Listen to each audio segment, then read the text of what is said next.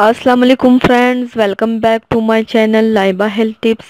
Friends, آج میں آپ لوگوں کے ساتھ انڈے سے صرف ایک ہفتے میں بالوں کا گرنا روکنے اور بالوں کو لمبا گھنا بنانے کے لیے ایک بہت ہی آسان اور مفید ماسک شیئر کرنے جا رہی ہوں۔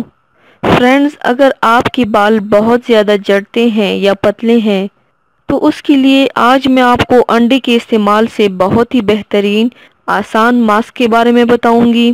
تو چلیے شروع کرتے ہیں، پر اس کے پہلے پلیز میرے چینل کو سبسکرائب کر لیجئے اور بیل آئیکن کو دبائیے ایوری لیٹسٹ بیوٹی اپڈیٹ کو سب سے پہلے پانے کے لیے۔